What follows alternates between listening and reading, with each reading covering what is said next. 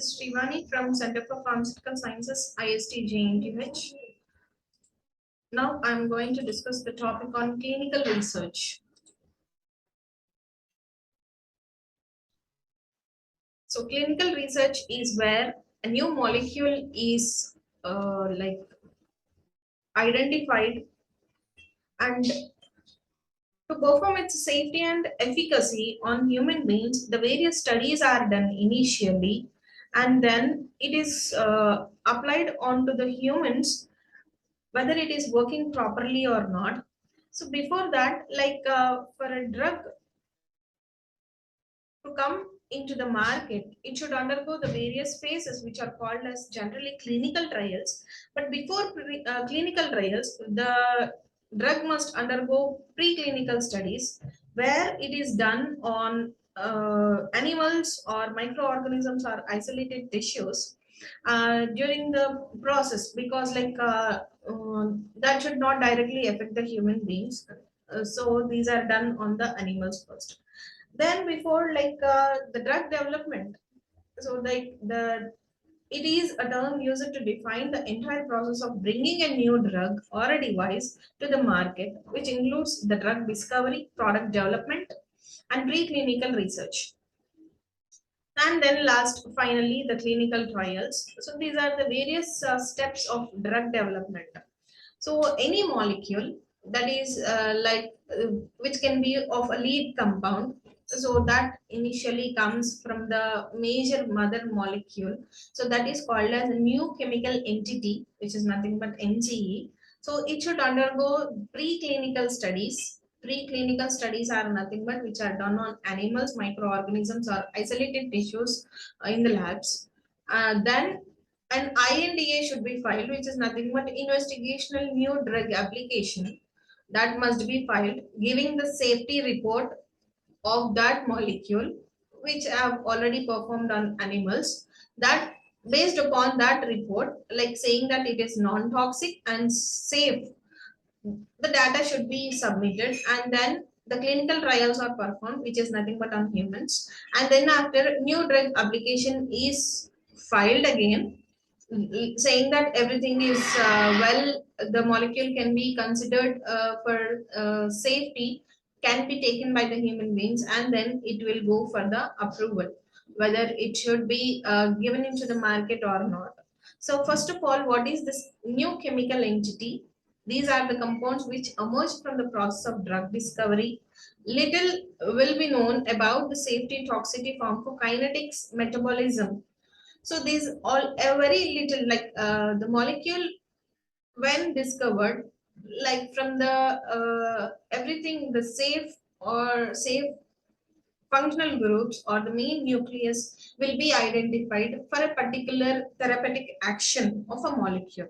There, the safety and toxicity is not actually that known from the discovery. It becomes necessary to access all of these parameters before conducting to the human trials. So in the series of steps, first, investigational new drug application, where application filed with FDA for drug administration after completion of preclinical to the prior to the human testing, this is applied. So this investigational new drug application contains preclinical data, which is nothing but animal pharmacology and toxicity studies, and the whole chemistry of the molecule, and what are the structures and all, and then how it is manufactured. And clinical trial protocol, which is nothing but like how to perform the clinical trial, like how many members to be taken and what all the considerations that must be taken for to perform a clinical trial, that also should be submitted. And investigator information, detailed protocols for proposed clinical studies to access whether the initial phase trials will expose subjects to unnecessary risks. So unless the FDA specifically objects, the IND is automatically allowed after 30 days, and clinical trials can begin. So here, like for filing of IND, the prior preclinical data should be submitted, saying that the drug is safe and has no that toxic effects. And based upon this, like we are going to file to FDA saying that everything is gone well, so we can try it for human beings. So a 30 days period will be given, and then after it can, the molecule can go for the clinical trials. Then like this is the another term, new drug application, where this must be submitted only after the third phase of the clinical trial, like giving all the safety data on the human beings, where INDA is filed just conducting the experiments on animals, but whereas NDA is filed after doing the experiments on the human beings, that is after 1 2 3 of the clinical trial. Then application filed with FDA for sale and marketing of the drug product. So here the following considerations are needed: is drug safe and effective its proposed uses when used as directed, and do the benefits of the drug outweigh the risk apart from the risks and all? Is drugs proposal labeling appropriate, and what should it contain? Labeling of the drug, what it should contain, and the methods should follow the GMP, good manufacturing practices, and controls used to maintain the drug quality, adequacy to preserve the drug's identity, strength, quality, and purity. So all the information must be given. So this is an overview how the drug gets into the market, and like before getting into the market it should undergo the various series of phases and like various trials. So the firstly it will go in vitro studies, which is nothing but the preclinical studies. So here the first, a drug must be, or chemical moiety must be identified. So the biological products and the chemical synthesis, it is synthesized. So there comes a lead compound where the animal testing is performed to detect the safety, efficacy, and of course the mechanism of the drug. And then after an IND is filed, investigational new drug application, and in between clinical trials phase 1 2 3 are studied. So in phase 1, is it safe for pharmacokinetics are studies, and does it works on patients is studied in phase 2 and phase 3.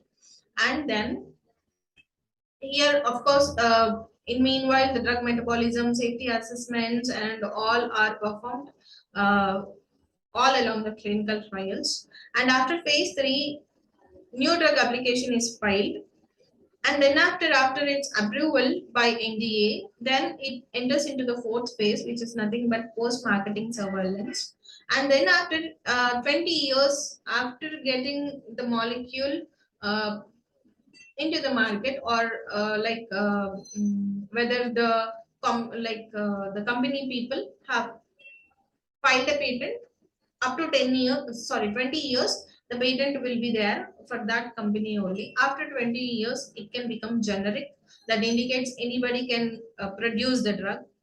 And first coming to the preclinical studies, so drugs that pass the initial screening and profiling procedures are carefully evaluated for the potential risk before and during the clinical testing. And preclinical studies include safety, toxicity studies, and generally conducted on animals, microorganisms, or tissue cultures.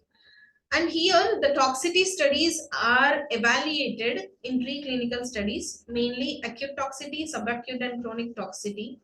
And acute toxicity is nothing but just giving a single dose, but giving large single doses. Only single dose is given, but in many times the single dose is given to find out the lethal effects of the particular drug. So usually two spaces or two routes or single doses given. And subacute and chronic are given in multiple doses, especially for the drug that is intended for a prolonged use. Acute studies are just done for a period of 24 hours, something like that, 7 to 24 hours. Whereas subacute and chronic, like subacute like confines to 28 days, whereas the chronic will be prolonged for years along for chronic types of diseases or disorders such as diabetes, cancer, AIDS, and all.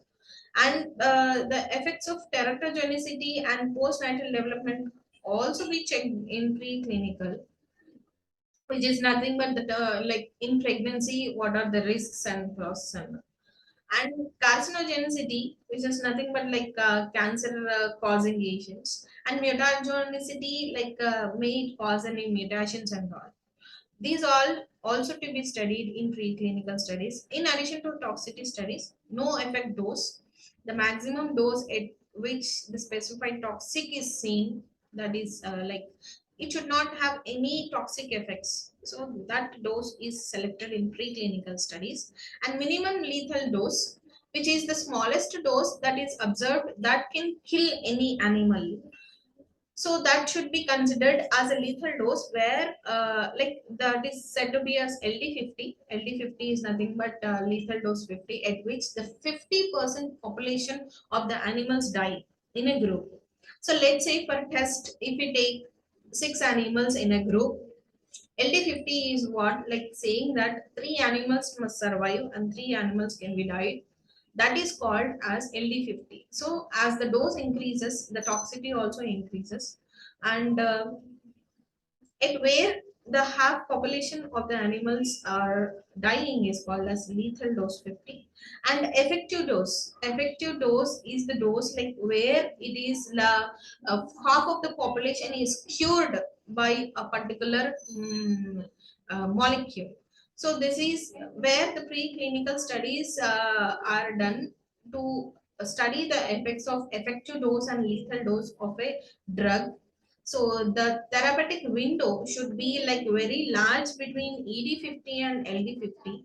So that can be considered as relatively safe. If you can see like the therapeutic window here, or the distance between ED and LD is far. So that can be considered as a safest drug.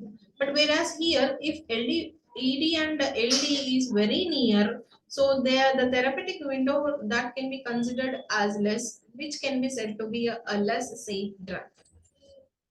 And next, coming to the clinical trials. So then after performing the preclinical trials, so there the researchers sets up a particular dose of a molecule, and that dose will be given to the volunteers. So in clinical trials, which is nothing but that can be done on human beings to allow the safety and efficacy data to be collected for health interventions. So the most commonly performed clinical trials evaluate new drugs, medical devices, biologicals, psychological therapies, or other interventions. So why these are performed is nothing but, so no chemical is safe. Uh, so at some point every chemical is toxic. So we need to give a right dose to the patients that is considered to be safe and effective. So it is important to estimate the risk associated with exposure to chemicals under specified conditions by performing appropriate tests. So clinical trials may require before the national regulatory authority approves to the market. So while applying for NDA also, the people are going to ask about the clinical trial reports.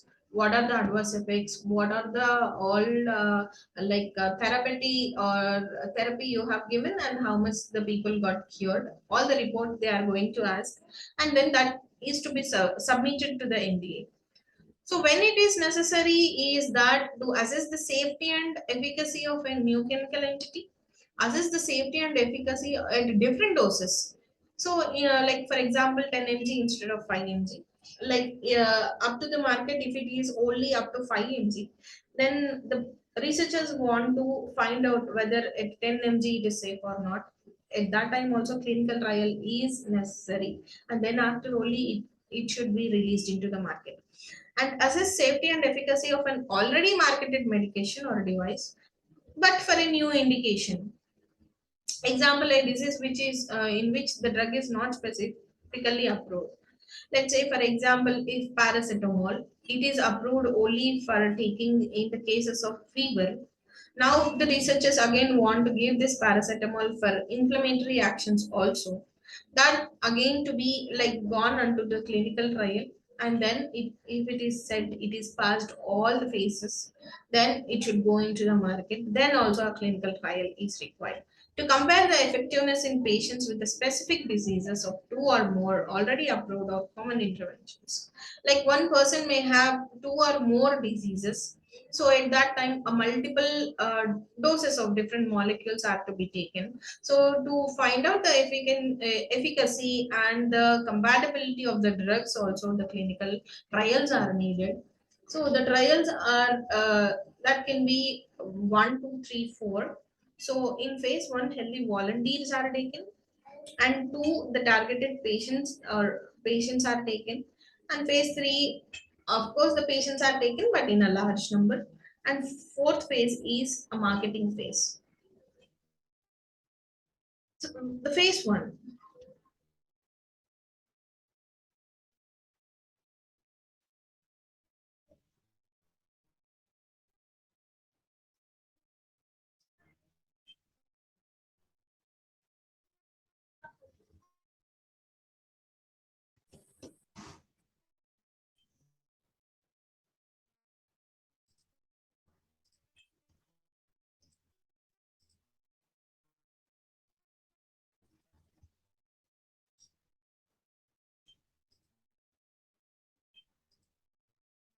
So in the phase one, where the healthy volunteers are taken, so if the drug is expected to have a significant toxicity, like in cancer and AIDS, the patients are only taken. But whereas in other cases, healthy volunteers are taken here.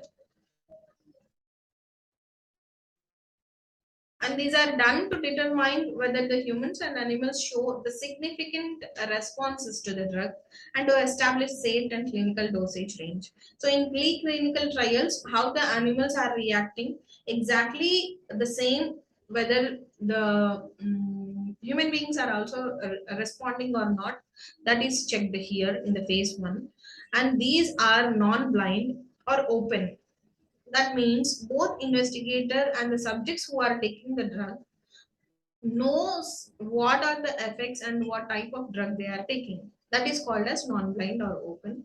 May predictable toxicities are detected in this phase. This phase includes trials designated to assess the safety, tolerability, and pharmacokinetics and dynamics of a drug. So here the both the volunteers, which are nothing who are nothing but like the healthy volunteers and the researcher, they both know like when they are going to take this drug, what are the things are happening to them. But they find out some toxic, many predictable toxicities, because like exactly in some case of drugs that cannot exactly reflect with that of the animals, so that can be find out immediately in phase one. So these are often conducted in patient clinic where subject can be observed by full-time staff. So as they are like in phase one, full observation is needed, because they are getting exposed firstly to that drug. So all time 24/7 observation is needed in this case. And the subjects who receive the drug is usually observed until several half-lives of the drugs have passed. So for several half-lives is nothing but like sometimes they are going to take the blood samples, and then they are going to assess for the how much drug is like getting into the blood, and by what route it is going to get eliminated. That also like they are going to see whether all the things are going accordingly, that done in the preclinical trials or not. And also include dose ranging called dose escalation studies, so that appropriate dose for therapeutic use can be found. And in phase one, single ascending dose and multiple ascending doses are also given to find out the various parameters of the drug. Small groups of subjects are given a single dose of drug while they are observed and tested for a period of time. If they do not exhibit any side effects and pharmacokinetic data is roughly in line with predicted safe values, the dose is escalated and a new group of subjects are given with higher dose. So if with the single drug no side effects are seen, so they are going to increase the concentration or dose of the drug, and then they are given to the the next group. So this is continued until pre-calculated pharmacokinetic safety levels are reached, and at this point of drug, it has said to be reached the maximum tolerable dose where the side effects are actually starting. So until a single side effect starts, the dose will be in an increasing mode for the next level of the patients or volunteers who are going to take it. And then coming to the multiple ascending dose studies, in these studies, a group of patients receives multiple low doses of the drug. Okay, there the single dose only is given, and then the observation is done. Here, like multiple doses, like we take paracetamol thrice a day for every about 4 to 5 or 6 hours. In this way, the multiple dose of the drug is given, where the group of patient receives the multiple low doses. The samples of blood and other fluids are collected at various time points and analyzed to understand how the drug is processed within the body. So the dose is subsequently escalated for further groups. Like based upon the side effects, the next group gets the higher dose. Here, the food effect is also seen, like because some drugs are said to be taken only in the early morning without any raw food. Like for example, like pan dips or all anti-ulcer drugs. So they should be taken pantoprazole drugs. They should be taken only in the early mornings. So for such type of drugs, we need to give the suggestion for the patients like that should be taken without food or after food or with food. So that also to be assessed. So this is a short trial designed to investigate any differences in absorption of the drug by body caused by eating before the drug is given. So these studies are usually run as crossover study with volunteers being given two identical doses. So different occasions like one all while fasting and after being fed. And next coming to the phase two, where disease targeted people are identified, let it say 100 to 200 people, and then it is studied in a grade in a detailed manner. So, like this is the development process for a new drug phase. This usually occurs during the phase two trials when drug is discovered not to work as planned or have any side effects. So in phase one, as the healthy volunteers are taken, it is just going to show the effects of the drug only, like whether what are the side effects the drug has. But this is the phase where the targeted people are given. So here it is the confirmatory phase whether the patients are getting treated. So the unhealthy volunteers are the patients, targeted patients, are getting treated by the drug or not. So this is the confirmatory phase. So if in this phase the disease gets decreased, then it is approved. It can go for phase three. If it is not decreasing or making the condition worse, the drug fails in this case. So this can be done in two phases, A and B, where 2A is designed to assess the dosing requirements, how much drug should be given, and B is nothing but like to study the efficacy, like how well the drug works at prescribed doses. So the dose will be fixed in 2B, whereas the dose differs in 2A, like saying how much dose is required to get the effective drug. And then here it is a single blind, whereas in phase one we have said that it is a like non-blind, because both knows, like, both the investigator and the patient knows like how the things are going on. And here it is a single blind is like where the researchers know, investigational agent know what things are going to be done. And so here, these are usually done in special centers only, like university hospitals. A broader range of toxicities may be detected in this phase. And next comes on phase three, where the drug is evaluated in much large number of patients. Sometimes thousand number is also taken for further establishments of safety and efficacy. So using information gathered in phase 1 and 2, 3 trials designated to minimize the errors caused by placebo effects, variable course of diseases. Placebo is nothing but like which has no drug in it. So those are also given in meanwhile in phase 2. Therefore, the double-blind or crossover techniques are frequently used. So, phase 3 studies can be difficult to design and execute and are usually expensive because of the large number of patients involved and mass of data must be collected and analyzed. So this is a tricky phase where so much information will be collected and that should be analyzed, and then everything should be investigated whether all the things gone well or not. The investigators usually specialists in disease being treated. So certain toxic effects, especially those caused by immunogenic process, may first become apparent in phase 3 because like these are given to a wide range of people. So some like this differs the effectiveness of the drug differs by person to person based upon his immunology, because like every patient like will have not same immunity effects, so that again differs. Then after successful completion of phase 3, we are going to file to NDA, so new drug application, saying that all the things gone well.